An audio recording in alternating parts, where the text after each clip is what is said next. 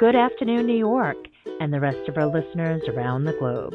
My name is June Stoyer, and I'm the host of the Organic View radio show. Our podcast is available on iTunes, Zune, and you can also visit our website at www.theorganicview.com. If you'd like to be on the show or would like to find out about sponsorship opportunities, please contact us at questions@theorganicview.com. Today's show is sponsored by Eden Foods, the most trusted name in certified organic clean food. When you shop online at edenfoods.com, enter the coupon code ORGVIEW to receive 20% off any regularly priced items, excluding cases. For other promotional offers, please visit theorganicview.com's website. And don't forget to check out our contest section. On today's show, Tom and I are going to talk about two very important issues pertaining to neonicotinoids, the recent lawsuit with the Center for Food Safety and EPA, and also the announcement made by PMRA, Canada's Pest Management Regulatory Agency. First, I'd like to welcome to the show my co-host, Colorado Beekeeper Tom Theobald. Hello, Tom. Hello, June. We're into winter. It's chilly here. I've got a big, good fire going in the wood stove. Yes, it is indeed. Happy December 1st. Well, I guess it is. Yep. Another month behind us. It's been an interesting month, though, hasn't it? Well, especially with this lawsuit that the Center for Food Safety filed. This is so disturbing. I know that the beekeeping community is outraged, and I just can't believe that EPA is really not being aggressive or as aggressive as they should to protect pollinators. Instead, they're more concerned about what appears to be industry than their job. Well, they're more aggressive about protecting themselves. That's the whole basis of this case. They're taking your tax dollars and mine to defend their failed decisions in court rather than to re-examine their judgments. And the judge had a difficult decision to make here because he was limited to what the law allowed him to decide upon. And the suit was dismissed on a legal technicality. The judge expressed his concern for the bees and beekeepers, but that, Nicole, will get you a cup of coffee, maybe. In what country? Yeah. The fact is that this is a crushing blow to the beekeepers, and not just the beekeepers, because the bees and the beekeepers represent a much wider sweep of the environment. This is also a crushing blow to the environment.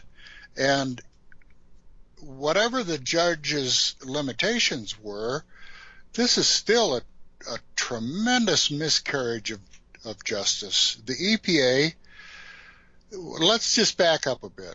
This family of chemicals, the neonicotinoids, are among the most toxic ever created and are currently the most widely used worldwide, certainly in the United States and in most other countries. 90% of that usage is as a seed coating. And of that 90% of the seed coating doesn't even go into the plant. So something like 85% of the neonicotinoid use in the course of a year doesn't even go into the target plant. It goes into the soil and the groundwater. And you would think that the EPA would closely scrutinize the use of a very toxic chemical so widely used and regulate it and monitor it closely. Well, they haven't. Instead, what they've done is they've tried to exclude that usage, to cover it up under a section of the law which is called the treated items exemption. This is just a terrible miscarriage of justice, and they're not even quiet about it.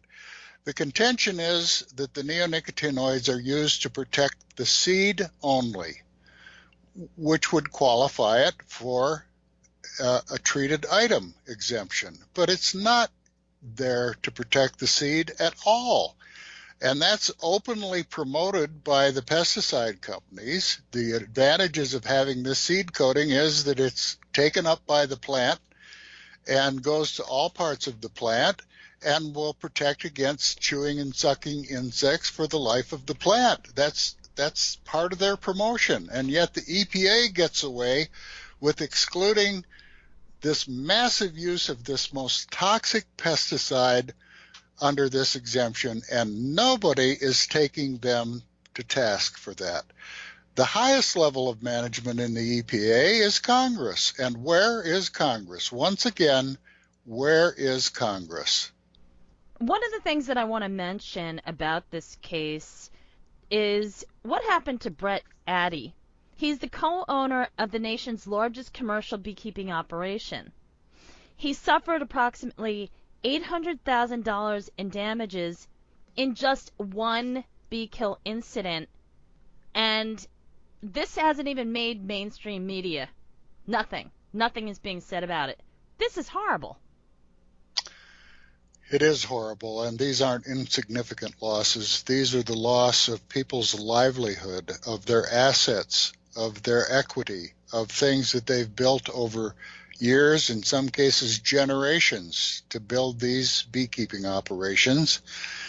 And Brett Addy's loss of $800,000 is carried through to many other beekeepers. I've seen substantial losses. I have a much smaller base than Brett does, but we've all seen losses, and we're all on the verge of going under. And there's no attention being paid to this, what can only be characterized as a criminal activity.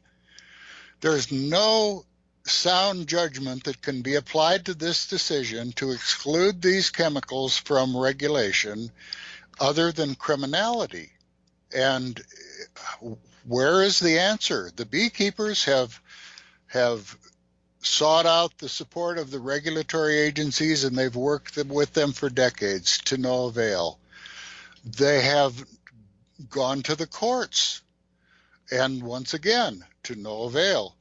What course is there for the beekeepers to assure their survival? My position is, and has been for a long time, the only power that we have is the power of public opinion. And it's the people who listen to programs like this, who are paying attention to the evidence, who need to step forward and start informing their friends and get the word out, because the only thing that's going to change the course of this tanker is a peaceful revolution. When the public demands that this criminality stop, we'll begin to see some action, but we've seen none thus far. I just want to take a moment and read a quote from Jeff Anderson that appeared in a news release issued by the Pollinator Stewardship Council. Jeff Anderson, he's been on the show numerous times. He's the owner of California, Minnesota Honey Company, which is based in Minnesota, actually. He's a commercial migratory beekeeper. And the quote reads, "The broader implications of this decision drive the nails in the bee industry's coffin. Of course, as a beekeeper, I am concerned about my livelihood, but the public at large should also be alarmed. More than 1/3 of the average person's diet is generated by pollinators that I help manage." That's a really bold statement, and it's something that people really need to start thinking about. Food security is at risk, and it remains invisible in the public eye. Well, I talked to Jeff a week or so ago, and Jeff made another very interesting and important comment, I think. He said that how many more technologies will be hung on the seed? Now that the EPA and the chemical industry has gotten away with this deception, how many other products are we going to see that are supposedly there to protect the seed, but in fact have pervasive environmental impacts? They've gotten away with this time. What's to come? This criminality has to stop. It's plain and simple. This is criminality. Well, Tom, as you pointed out on the last segment that we aired, with DDT, they were putting it in wallpaper that was geared towards home decor, especially for a child's bedroom. So I think it's the same playbook, just a different chemical. Well, we have a different perspective of the world as it is and how it should be. most of us, most citizens, look at an unspoiled environment as just that, a pristine environment to be preserved. The mentality of the chemical industry is that that pristine environment is a marketing opportunity, and they're certain to find something out there to kill. This is insanity, this course that we're on, and however it happens, it has to change. It's our very survival that's at risk here. If you extrapolate what's being done out into the future, these are terribly damaging chemicals and a massive poisoning of the environment that's almost beyond comprehension, even for those of us who know what the statistics are. Now this brings me to the next topic, which is in regards to Canada's decision. The Pest Management Regulatory Agency in Canada, otherwise referred to as PMRA, they had a very interesting announcement in which they banned one of the neonicotinoids, which is imidacloprid, but it's not for another 3 years. So even though the news is great, it's another 3 years of this. Well, that's the point, and we're hesitant to be critical of PMRA because this appears to be a step in the right direction, but it's not really a ban, not yet. It's a proposal, and the proposal will be open to comment, and then at some point a decision will be made, and imidacloprid will be phased out over a 3-year period for most crops, and for crops where it's their sole remedy, up to 5 years. But this, the skeptics among us would say this just puts us on the hamster wheel for 3 to 5 years more. We've been hearing this repeatedly from PMRA, from the EPA. They're going to reevaluate things in 2006. They're going to reevaluate things in 2008, 2012, 2018. Nothing seems to happen, and when challenged, the EPA does what it just did, which is to take your money and mine and defend itself in court. This system has to change. Well, at least they're in the right direction, so next year we'll see what happens. Tom, thanks for joining me today, and folks, please tune in next week as Tom and I continue the discussion. Thank you for tuning in. This has been June Stoyer with the Organic View Radio Show. Have a great afternoon.